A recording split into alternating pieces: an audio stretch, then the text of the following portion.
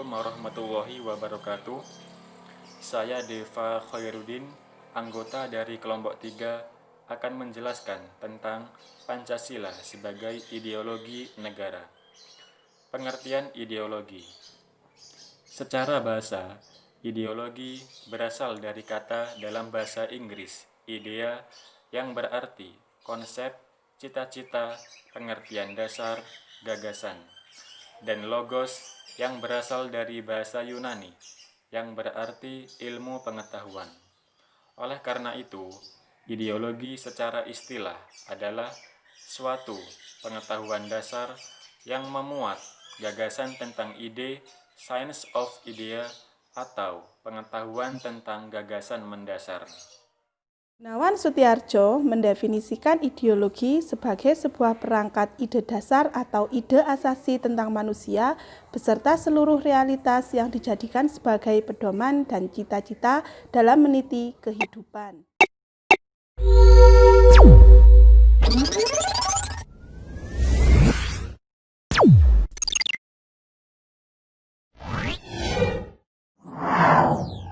Pancasila adalah pedoman hidup bagi kehidupan berbangsa dan bernegara, bagi setiap warga negara Indonesia. Oleh sebab itu, Pancasila memegang peranan penting sebagai fondasi yang kuat dalam menjalankan sistem pemerintahan di Indonesia. Banyak jenis ideologi di dunia, hampir masing-masing negara mempunyai ideologi tersendiri yang sesuai dengan negaranya. Karena ideologi merupakan dasar negara tersebut untuk semakin berkembang dan maju, serta masyarakat juga dapat hidup lebih sejahtera dan berdampingan dengan baik. Salah satu ideologi yang ada yaitu ideologi komunisme. Komunisme adalah sebuah sistem ekonomi yang memusat pemikiran Pancasila dan ideologi dunia. Pancasila adalah pedoman hidup bagi kehidupan berbangsa dan bernegara bagi setiap warga negara Indonesia. Oleh sebab itu, Pancasila memegang peranan penting sebagai fondasi yang kuat dalam menjalankan sistem pemerintahan di Indonesia. Banyak jenis ideologi di dunia, hampir masing-masing negara mempunyai ideologi tersendiri yang sesuai dengan negaranya. Karena ideologi merupakan dasar negara tersebut untuk semakin berkembang dan maju, serta masyarakat juga dapat hidup lebih sejahtera dan berdampingan dengan baik. Salah satu ideologi yang ada yaitu ideologi komunisme. Komunisme adalah sebuah sistem ekonomi yang memusatkan kepemilikan bersama atas suatu alat produksi yang ada seperti modal, tanah, tenaga kerja, dengan tujuan utama untuk mewujudkan masyarakat yang makmur dan masyarakat tanpa adanya kelas sosial. Ideologi komunis muncul akibat reaksi terhadap ideologi kapitalisme yang cenderung mementingkan diri sendiri serta menindas para petani dan buruh. Ideologi ini pertama kali muncul pada tanggal 21 Februari 1848 yang dicetuskan oleh Karl Marx dan Friedrich Engels yang didasarkan adalah kesenjangan ekonomi yang terjadi pada saat itu. Salah satu kelebihan ideologi ini yaitu memiliki tujuan tercapainya masyarakat yang makmur dan tanpa kelas sosial, yaitu dengan menganggap semua orang itu sama atau sama rata, sama rasa, dan mengajarkan teori pertentangan kelas, misalnya kaum buruh melawan tuan tanah. Sehingga banyak kaum rakyat kurang mampu sangat tertarik untuk menganut ideologi ini. Selain itu juga karena adanya tindakan nyata untuk mencapai atau mencukupi kebutuhan mereka sehingga tercapainya kesejahteraan rakyat.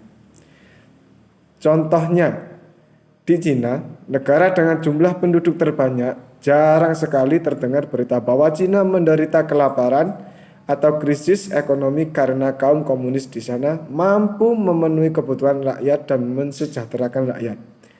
Namun selain itu juga ideologi komunis di Cina bukan lagi ideologi komunis, murni karena mengalami liberalisasi, yaitu komunis yang sudah berevolusi, continuous revolution, hingga menyebar ke seluruh dunia.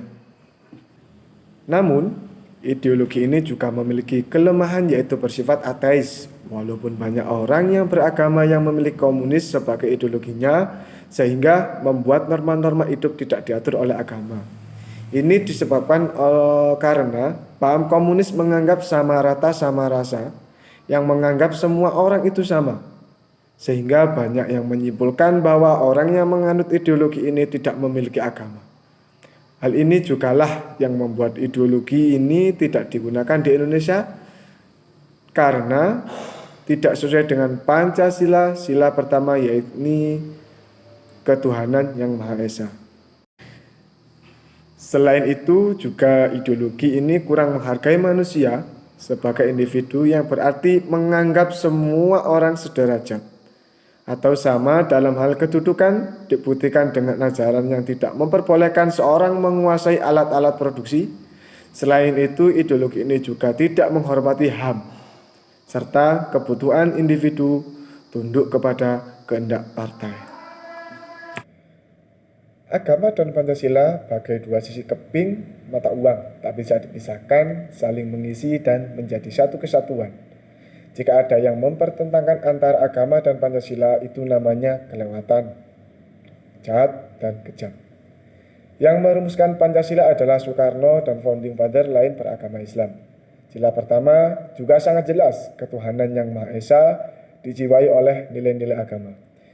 Pancasila lahir atas perenungan yang mendalam dari tokoh-tokoh yang memiliki keyakinan tinggi atas agamanya. Islam menjadi agama yang menginspirasi atas dirumuskan pasal-pasal dalam Pancasila. Agama mengilhami lahirnya Pancasila. 5 pasal Pancasila semuanya ada dan tersurat dalam Al-Quran, kitab suci agama Islam. Sila pertama, ketuhanan yang Maha Esa, terinspirasi dari surat Al-Ikhlas ayat pertama. Sila kedua, kemanusiaan yang adil dan beradab, tercantum dalam kitab suci Al-Quran surat An-Nisa ayat 135. Sila ketiga, persatuan Indonesia, terangkum dalam surat Al-Hujurat ayat ke-13. Sila keempat, kerakyatan yang dipimpin oleh hikmat, kebijaksanaan dalam permusyawaratan perwakilan, termaktub dalam Al-Quran surat Asy-Syura ayat 38. Dan sila kelima, keadilan sosial bagi seluruh rakyat Indonesia. Sila kelima ini juga terilhami dari Al-Quran surat An-Nahl ayat 90. Jadi sangat clear bahwa agama, khususnya agama Islam yang berbenturan dengan Pancasila, bahkan dari ayat-ayat suci Al-Quran di atas agama Islam sangat menjiwai dan melekat dalam sila-sila Pancasila. Bangsa kita ini bangsa yang religius sekaligus juga Pancasilais. Jadi Pancasila itu hidup karena diwarnai dan diisi oleh nilai-nilai agama. Terima kasih.